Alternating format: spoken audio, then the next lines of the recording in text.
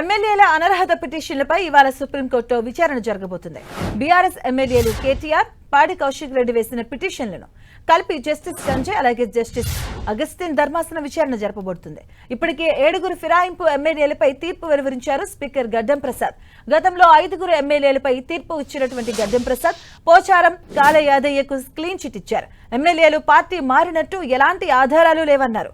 మరో 3 ఎమ్మెల్యేలు దానం, కడియం అలాగే డాక్టర్ సంజయ్ విషయంలో విచారణ ఇంకా జరగాల్సి ఉంది. దీంతో స్పీకర్ నిర్ణయంపై సుప్రీంకోర్టు ఎలా స్పందిస్తుందో అనే ఉత్కంఠ నెలకొంది. ఇదే అంశానికి సంబంధించిన పూర్తి డీటెయిల్స్ మా కరెస్పాండెంట్ గోపి అందిస్తారు. గోపి,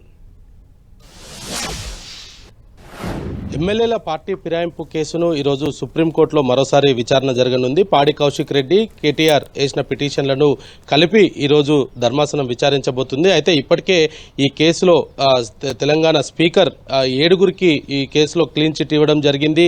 వాళ్ళంతా కూడా బీఆర్ఎస్ నుంచి పార్టీ మారారంటూ కూడా ఎటువంటి ఆధారాలు లేవు అంటూ కూడా స్పీకర్ కార్యాలయం నుంచి వాళ్ళకు క్లీన్ చిట్ ఇచ్చారు. అయితే ఈ రోజు జరగబోతున్న కేసులు నిన్న జరిగిన విచారణ సందర్భంగా స్పీకర్ 2 ఎమ్మెల్యేలను కాల యాదయ్యతో పాటు పోచారం శ్రీనివాస్ రెడ్డికి సంబంధించిన అంశంలో బీఆర్ఎస్ పార్టీ మారినట్టుగా ఎటువంటి ఆధారాలు లేవు అంటూ కూడా వాళ్ళిద్దరికీ కూడా బీఆర్ఎస్ ఎమ్మెల్యేలుగానే గుర్తిస్తున్నామంటూ కూడా ఆయన ఇవ్వడం జరిగింది. మరి ఈరోజు గత విచారణ సందర్భంగా కూడా ఇటు స్పీకర్కి సంబంధించి కొంత ఘాటైన వ్యాఖ్యలు సుప్రీంకోర్టు చేయడం జరిగింది. విచారణ మీరు జరుపుతారా, మేము జరపాలంటూ కూడా ఆ సందర్భంలో ధర్మాసనం అభిప్రాయాన్ని కూడా వ్యక్తం చేయడం జరిగింది.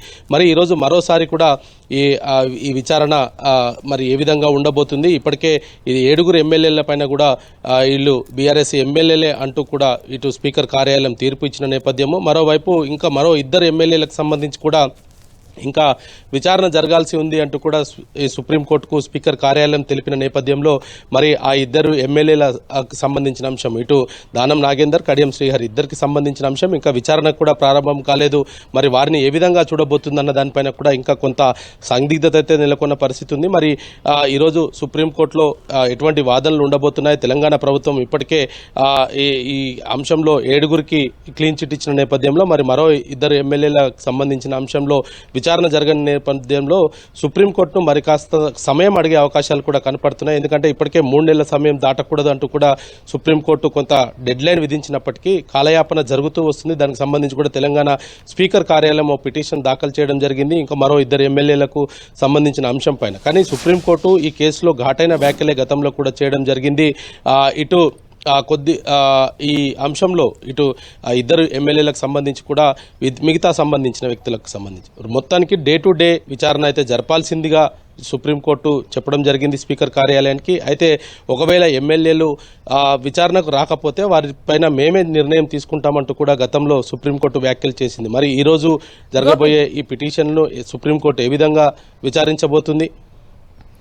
అంటే బీఆర్ఎస్ వైపు నుంచి కూడా న్యాయవాదులు ఎలాంటి ఎవిడెన్సెస్ చూపించబోతున్నారు ఈ విషయంలో? రైట్, వాళ్ళ ఇటు దానం నాగేందర్ కు కడియం శ్రీహరికి సంబంధించిన అంశంలో దానం నాగేందర్ ఖచ్చితంగా ఆయన బీఫామ్ తోటి సికింద్రాబాద్ లో పోటీ చేయడం జరిగింది ఎంపీగా. కాబట్టి ఆయనకు సంబంధించిన అంశాన్ని ఇప్పటికే సుప్రీంకోర్టులో పిటిషన్ దాఖలు సమయంలోనే వాళ్ళు సాక్ష్యాధారాలను కూడా బయట పెట్టడం జరిగింది. అయితే స్పీకర్ కార్యాలయం తీసుకున్న నిర్ణయాన్ని కూడా వాళ్ళు సవాల్ చేస్తాము సుప్రీంకోర్టులో.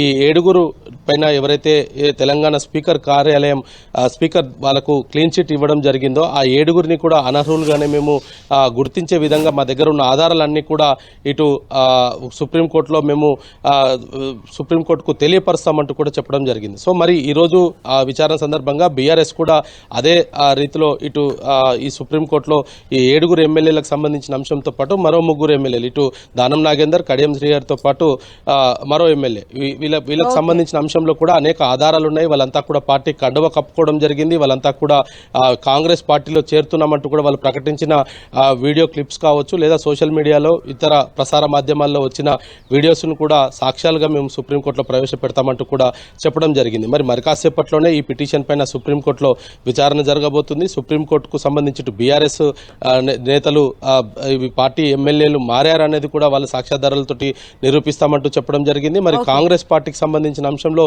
స్పీకర్ ఇప్పటికే 7 ఎమ్మెల్యేలపైన నిర్ణయం తీసుకోవడం జరిగింది. కాబట్టి మరి సుప్రీంకోర్టు ఈ నిర్ణయాన్ని ఏ విధంగా చూడబోతుంది అనేది కూడా మరి కాసేపట్లో తెలుస్తుంది. Right, thank you Gopi.